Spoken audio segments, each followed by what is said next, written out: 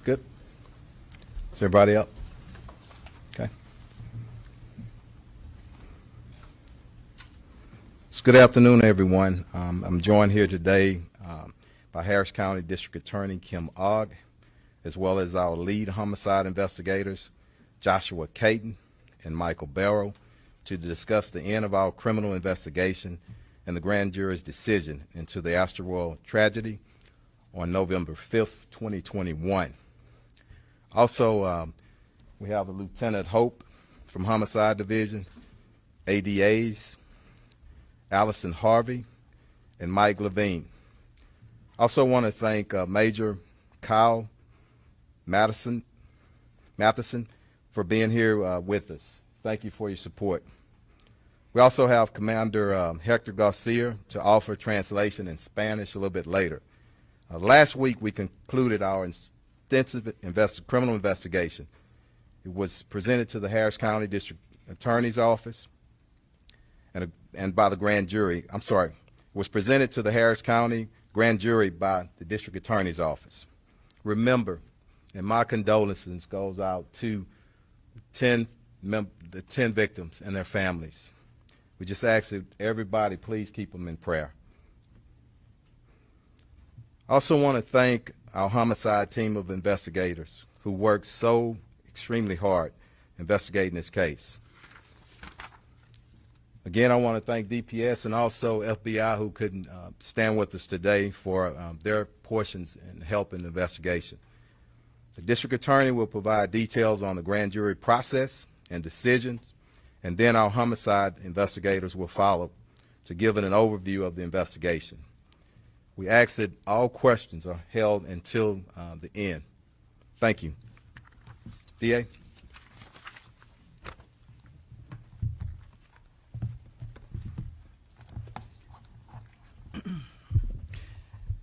Thank you, Chief Finner.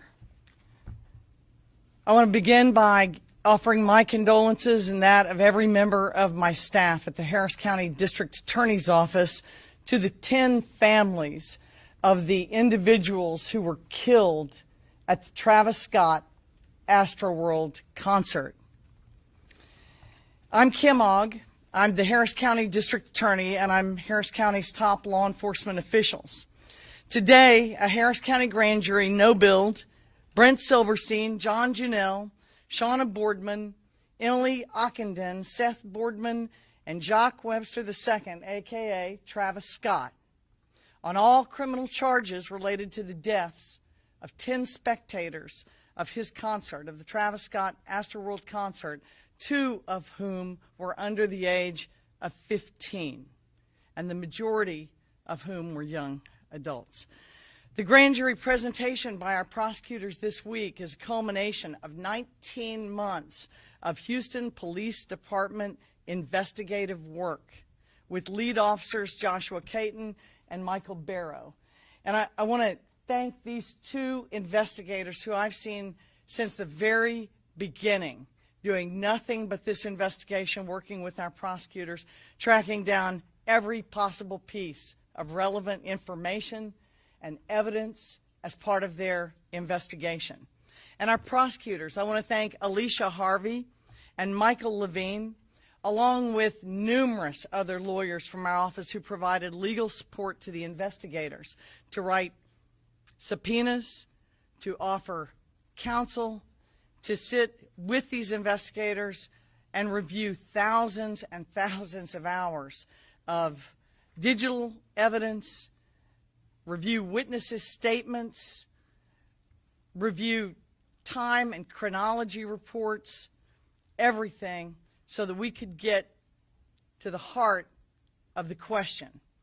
Our jurisdiction as the police chief, as the police department, and me as the district attorney representing our office, our job is narrow. It's to determine if this tragedy, this absolute disastrous, horrific event involved criminal activity by anyone, at the top, to the bottom, or in between.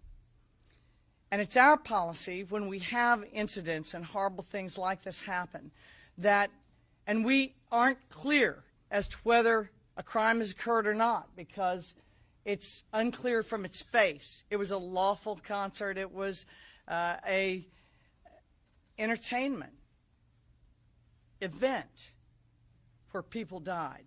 And when that happens, it's our practice at the Harris County DA's office to take these cases before grand juries. And we do that because grand jury review is required in every single felony case in America. It's a constitutional right, which makes it a prosecutorial obligation. We take these cases to the grand jury only after police have concluded their investigation. In this instance, it took months. As these cases are presented to a grand jury, I need you to understand that in Texas, our grand juries aren't the product of some special selection process. They are now selected at random. Why is this relevant? Because these grand jurors are your neighbors. They are the residents of Harris County. They are ordinary people, here to do a very serious job, just like the rest of us. Determine whether there's enough evidence to say that a crime happened. Just probable cause, not proof beyond a reasonable doubt, but just did a crime happen? Is there probable cause to believe that a crime happened? In this instance, the grand jury of the 228th District Court of Harris County found that no crime did occur, that no single individual was criminally responsible.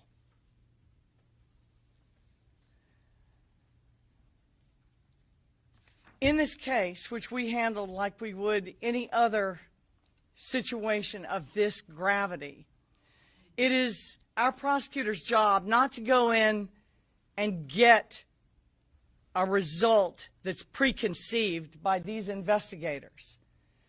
The responsibility of determining probable cause by our Constitution is on the people. And that's why this randomly selected grand jury of ordinary Harris County residents is so important for you to understand, because they determined the conclusion and the outcome in this very narrow criminal review. What will happen in courts where they practice civil law, other types of law, administrative law, is not for us to determine.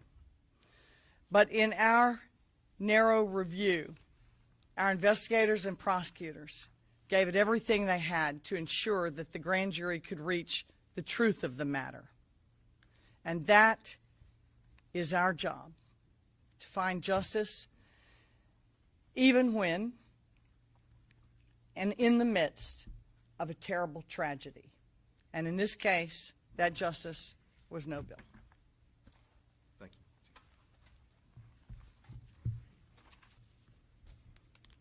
you. Now I'd like to bring up lead investigators Caden and Barrow.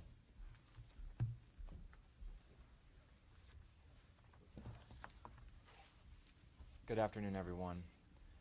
I'm Detective Mike Barrow with the Houston Police Department Homicide Division. And like has already been expressed, our thoughts and prayers have been with the family and the victims that have lost their lives in this tragedy since the very first day we received this case on November 5th. I'd also like to express my gratitude to my partner, Detective Caden. He's a fantastic partner. We've been through a long journey in this 19-month-long investigation, nearly 2 years, of going through a tremendous amount of evidence, hours and hours of video and interviews of witnesses and people who participated in this event. I'd also like to express gratitude to the District Attorney's Office, to our command staff, and to our law enforcement partners that assisted us with this investigation. It's been a long process, and just to explain a little bit more into detail of that, we're going to provide a few insights into that investigation today. First and foremost, it's difficult to condense a nearly two-year investigation into just a couple of minutes that we have to spend with you today. But we're going to provide you those details and insights. And our focus has been and was for the entire duration of the investigation on those 10 deaths of those individuals. We learned, as you all learned, that those deaths were caused and declared by the Harris County Institute of Forensic Science, death by compression asphyxia, with the manner being ruled an accident. We come before you today with a thorough and complete investigation of these last 2 years of reviewing all those details. So today, without further ado, we're going to show you a few presentations to give you a few of those key facts and insights that we uncovered during this investigation. Please hold your questions till the very end. So, as we went through this, much of our investigation focused on the main stage area. This area, this little cross here, that is where the main stage where Travis Scott, the headliner performer on this stage, performed. We broke up this into sections. We have Quadrant 1, which is General Admission, VIP Quadrant 2, General Admission Quadrant 4, and General Admission Quadrant 3, with a center chute going down the middle and another that crosses over it. Back here we have a media section reserved only for cameramen and people operating camera equipment. And then there's a viewing field and overflow field for all the other concert attendees who were not able to get to the front. There's also a wheelchair access ramp, house where a lot of the media and the sound and the special effects were operated from, and a variety of other areas. Our attention further focused into General Admission Quadrant 3. This is where we determined, after video review of our and witness statements, that all 10 deaths occurred within this quadrant. There you have the square footage of that quadrant and the surrounding areas. But our focus honed in on this quadrant for a variety of reasons. One of the key contributing factors to the deaths was the overpopulation and resulting compaction in this quadrant, or Quadrant 3. Just to be clear, this was not a crowd stampede. This was not a stage rush. This was not a crowd surge. This was a slow compaction or constriction into this quadrant, resulting in collapses within the crowd that covered a very small area in this overall large footprint. One of the key causes for that compaction we've determined was in the early hours prior to the show even beginning. Prior to the Travis Scott show, which was set to go on at 9 o'clock, we have there 9:02 is when he officially started. Prior to that, hours before that, a large gathering of participants and concert goers were already in place at stage 1 in all different quadrants. So it was very loaded, very packed, very anticipated event to see the lead performer. Everyone was already present. Meanwhile, stage 2, down here at the bottom of the screen, at 8:42 hours, SZA was the last show at that concert. This then resulted in the remaining participants in this show to move across this area and over into the viewing area that was already held with people. At which point, this area became even more crowded, leading to further compaction. Now, let me also remind you with a disclaimer. My partner and I, we are not crowd science experts. But during the course of this investigation, we have obtained knowledge and understanding and key terminology that helps us explain and put to words what we were observing through all the footage that we reviewed and all the statements that we received. One of those terms include things like shock waves, which can be defined as areas in the crowd that move involuntarily like waves. And this is an indicator that there are too many people occupying that space. We also use the term often in this investigation, crowd pockets, not to be confused with mosh pits, which is common for this type of performance. A crowd pocket is an area where the crowd has succumbed to pressure, leading to an isolated collapses within the crowd. I'll now demonstrate in a quick video clip what a surge shock wave looks like. This is before the show even began. This is in the General Admittance Quadrant 1. Nobody died in this area but this is just to demonstrate what was going on in certain areas of the concert.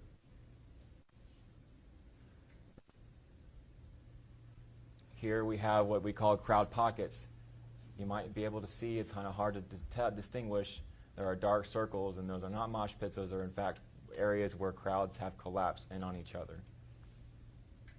And also note that even mere feet away, concert goers were not able to distinguish what was happening at their feet. These are very isolated pockets throughout the crowd within that general admissions quadrant 3. Here's to show you a few vantage points. This is long after the event took place. This is a vantage point from the stage. You'll see here, this is general admittance quadrant 3, where the deaths occurred. This is quadrant 4. Again, a closer up of general admittance quadrant 3.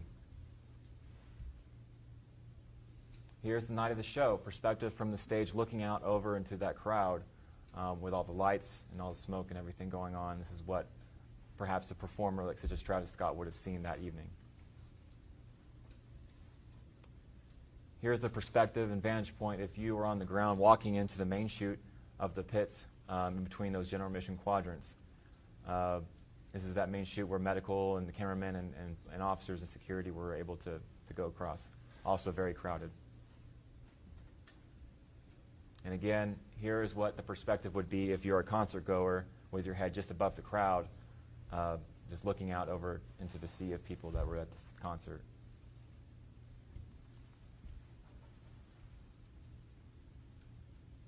I'm going to turn the time over to my partner, Detective Cade, to explain this timeline synopsis. Thank you.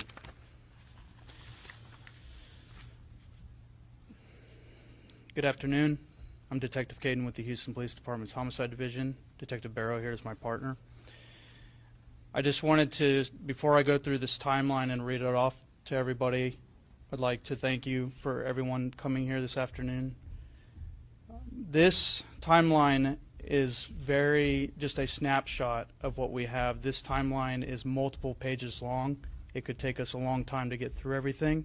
So these are some of the key points that we wanted to label. At 2 p.m., the festival officially opens on November 5th, 2021. At 8:42, the Scissors Show ends at Stage 2. At 9:02 p.m., the Travis Scott performance begins at Stage 1. 9:07 p.m., first 911 call received referencing distress in the crowd.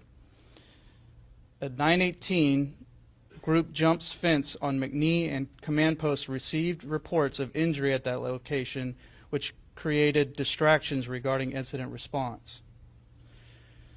At 9:30, HPD receives reports of multiple people entering the medical tent and multiple people passed out at the front of stage. At 9:32, concert attendees climb a camera platform to try to stop the show. At 9:38, HFD initiates an ambulance task force. The first victim is transported to the hospital from the medical tent. 9:39, HPD officially notified of victims receiving CPR and begin the show stop procedure. At 9:47, Set Track declared a mass casualty incident. And at 10:12, the show ends. This concludes our presentation.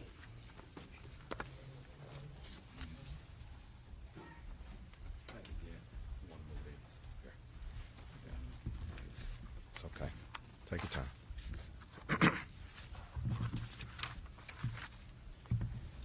Again, I want to thank y'all for just an outstanding work, and I know it's been tough.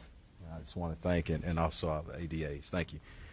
Now that you've just heard a brief overview of the findings, this incident was very complex, involved multiple entities. The offensive report alone was over 1,000 pages.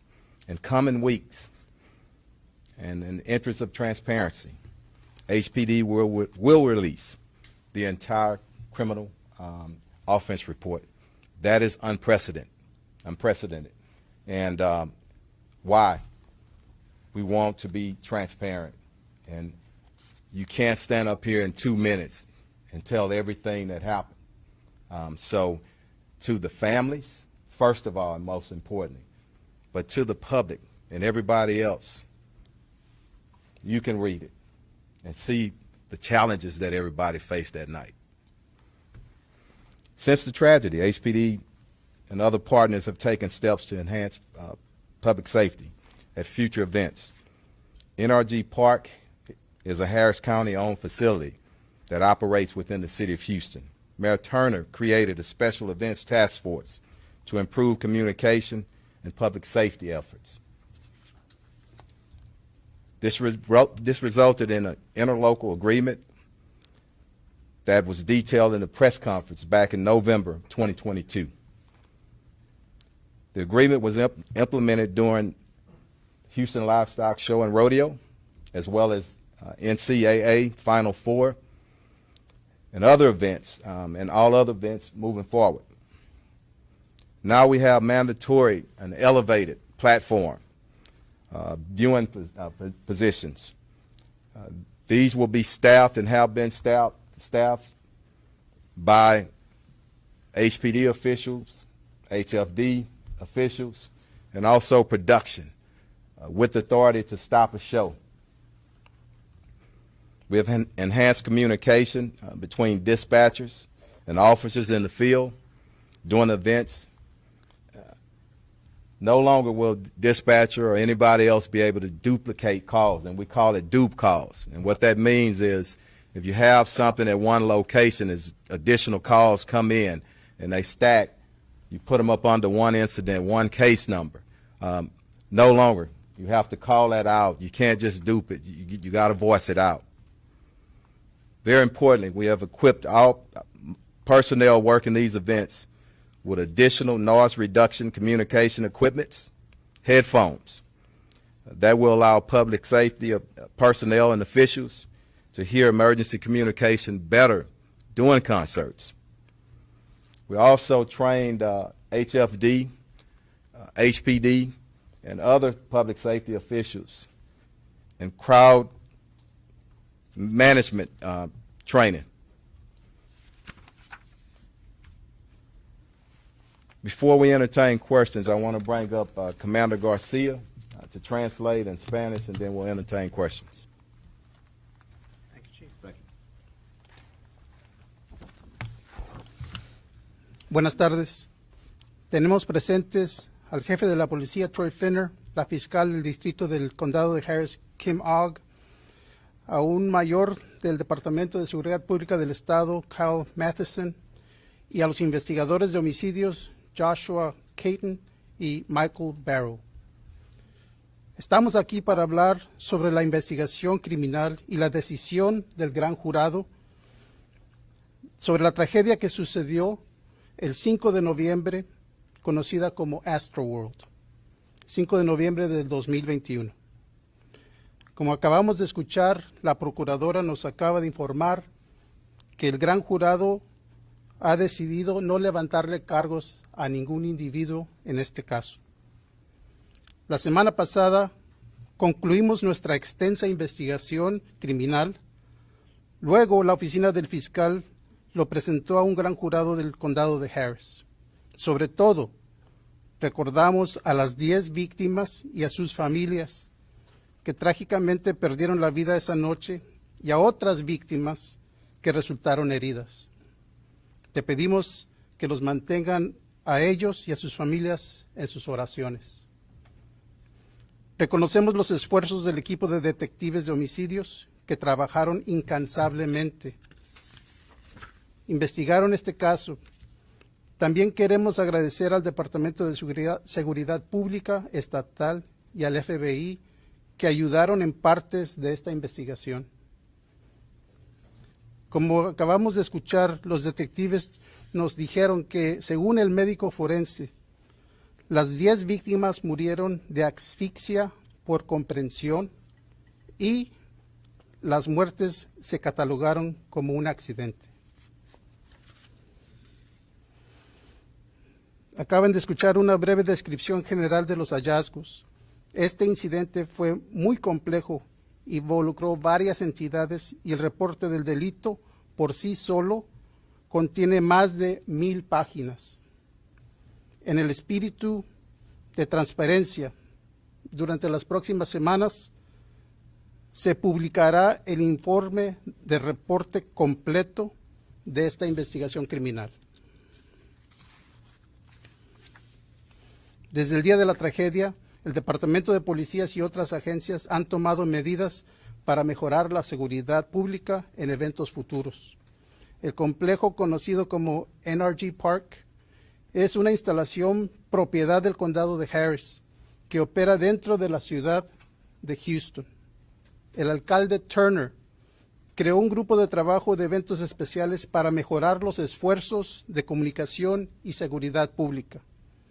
Esto resultó en un acuerdo interlocal que se detalló en conferencia de prensa en noviembre del 2022. El acuerdo se implementó durante el rodeo de Houston y la final del torneo de básquetbol colegial y todos los eventos que se llevaron a cabo en el parque NRG. Ahora tenemos puestos de observación obligatorios en plataformas elevadas para vigilancia. Estos están atendidos por personal de producción y seguridad pública con la autoridad de suspender los espectáculos. Hemos mejorado la comunicación entre los despachadores y los policías en el campo durante eventos grandes. Y ya no duplicaremos llamadas al 911 en un incidente principal. Hemos equipado al personal que trabaja en estos eventos con equipos adicionales de comunicación para la reducción de ruido, que permitirán que el personal de seguridad pública escuche mejor las comunicaciones de emergencia durante los conciertos ruidosos. Muchas gracias. Thank you very much. Yes, sir. We will entertain questions. Go ahead, sir. Jason Yes. Warren with KPRC. For the officers that were demoted during this investigation, will they be reinstated to their previous positions, or are those internal affairs still investigations? As the chief of police, I have to constantly evaluate things and position our team, especially at the top, the very top, to serve our public, serve our agency. And part of that is promotions as well as demotions, and I'll continue to do that. Okay? Yes. Hi, Rosa Flores with CNN. One of the things that a lot of the victims' families had difficulty reconciling was in the timeline how the concert was allowed to continue. And in the timeline that was just mentioned, for example, it was deemed a mass casualty event in 9:47. The concert didn't end until 10:12. So where is there no criminal activity in the idea that a concert is allowed to continue when people are dying? First of all, I'm going to respect the grand jury's decision, and our DA explained that. But also, it's a very complex investigation, a lot of moving parts. And that's why I decided, and I called Mayor Turner, spoke to him directly, and I said, Mayor, with this one, and it's unprecedented, like I said, we have to put it out there. People have to dig in to, it's maybe almost 1,200 pages. Looking at and determine it's important, and especially for the families. They have been waiting for 1 year and 7 months, and that's who my heart goes out to. But also everybody else that's involved, and the chief's opinion, and nobody else's opinion. It really doesn't matter right now.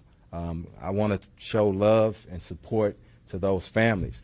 We do all understand that it's a civil process that has to take place, and that's independent of us.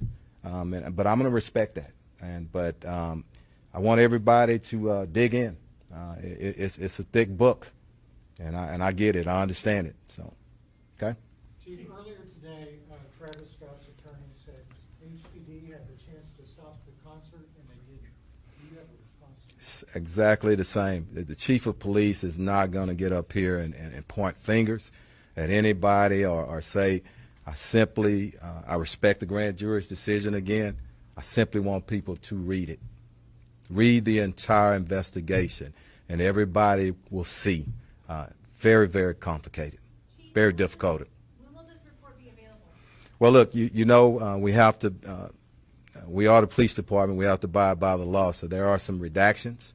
As soon as we get that done, and that process is starting today, it's a thick investigation.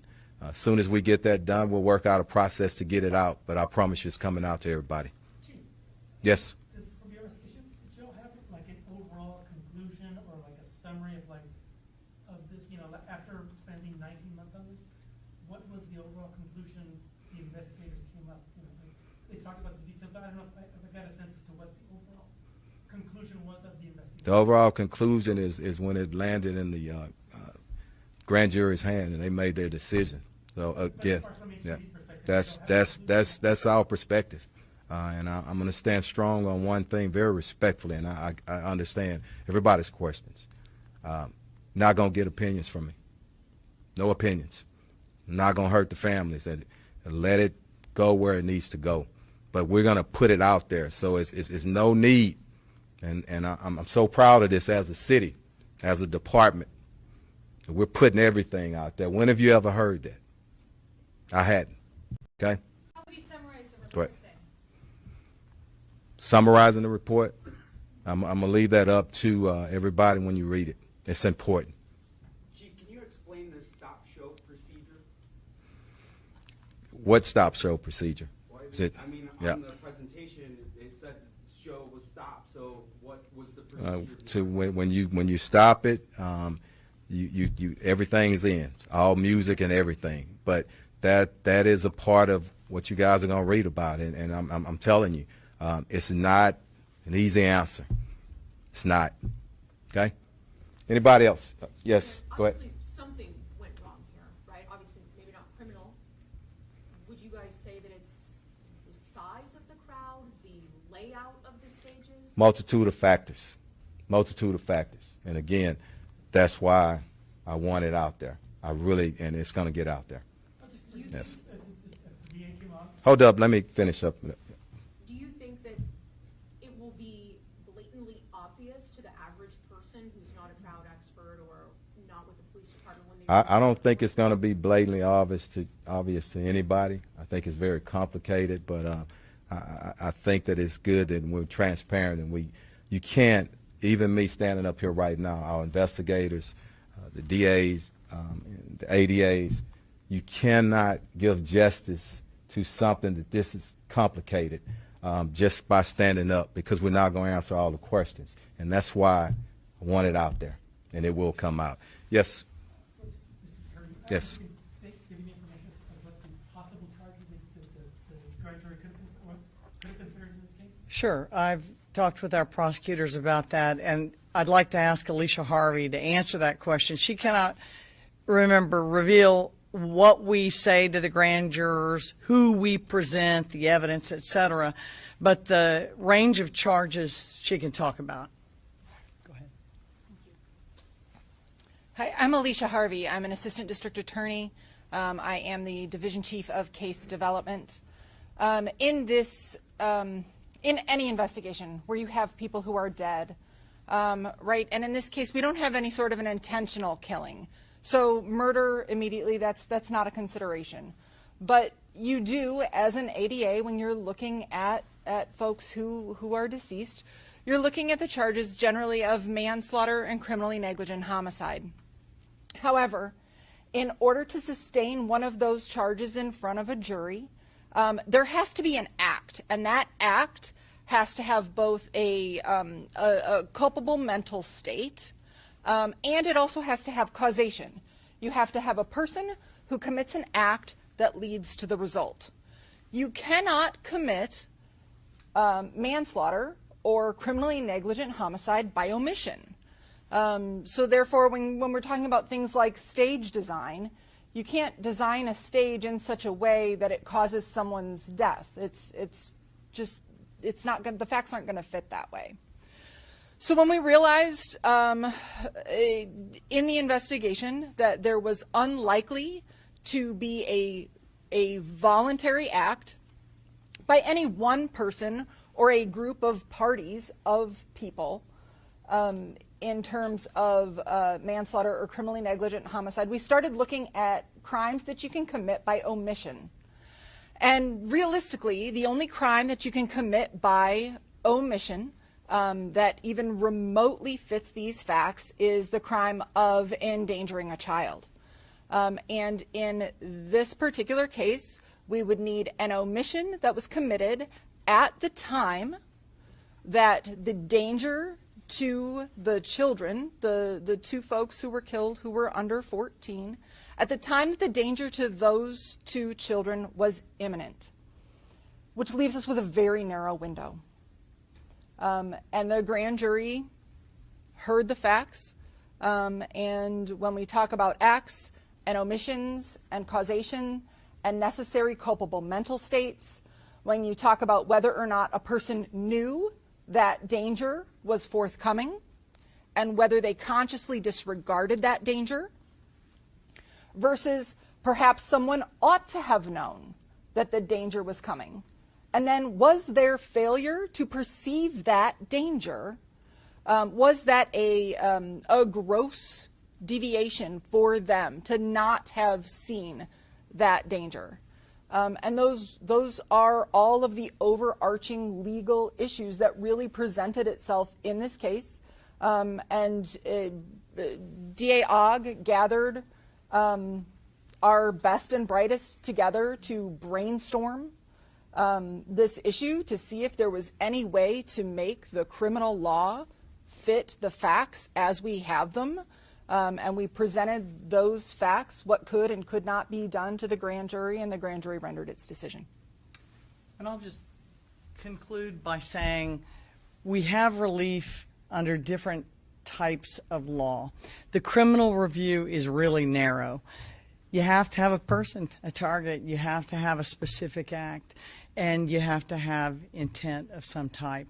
And so our review, while the investigation was very lengthy, the review of the law was challenging and narrow. And we were just trying to present to a grand jury to determine probable cause, a much lower standard than the trial standard of beyond a reasonable doubt.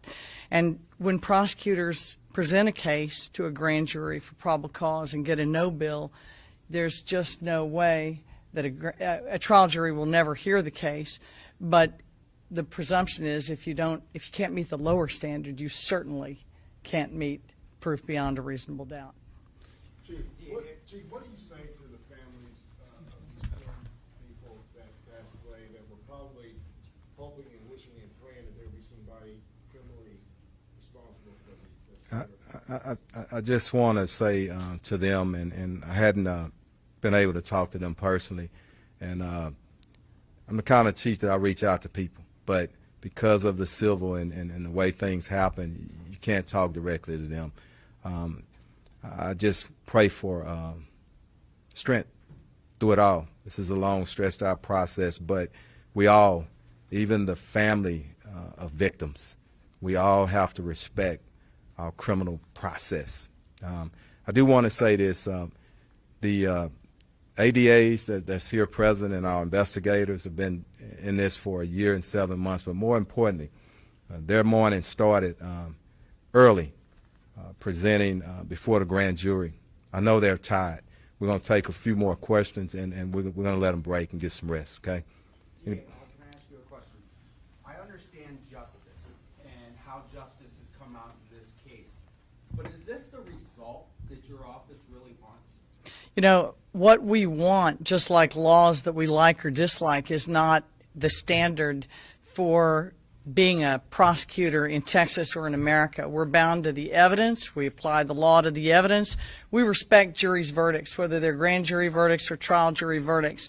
So I want peace for those families, whether criminal charges, whether civil liability and money damages, whether administrative help brings those families justice. I just hope they achieve some kind of resolution that they can move forward with. The criminal cases are never sufficient to bring anyone back. It's simply to hold somebody criminally accountable. And if they're not criminally accountable, then the next question will be, are they civilly accountable? Are they accountable under some kind of administrative regulations? And that's other people's jobs, other people's businesses. But yes, I think we achieve justice when we get to the truth of the matter and a grand jury finds no probable cause that a single person committed an action that caused the death of these individuals, then yes, that's the conclusion. And there's really, when it comes to death, there's no desired result other than what I've said, that we get to the truth of the matter. All right. When you look at the timeline, oh, sorry. Go ahead. When you look at the timeline, at 9:30, it says HPD receives reports of multiple people in a medical tent. If the concert had stopped then, would lives have been saved, or did those people die after 9:30? I'm not going to speculate on it. I don't know, and it's complicated again. I'm going to refer us back to when we release it. Everybody's going to have to read it again. And final statement from me. So complicated, and y'all, when you read it and you open it up, you're going to have some appreciation of what I'm saying right now. But most importantly, pray for these families. This is Houston, Harris County, and we take pride in our city and everything we do. The Houston Police Department, the DA's office, and no matter what, the resolution at the end, we all are feeling really bad for the families, and we want to do everything we can to get them to some sense of closure, some sense of peace. And however we get there, we're going to get there, and we're going to pray our way there. I know that. So thank y'all.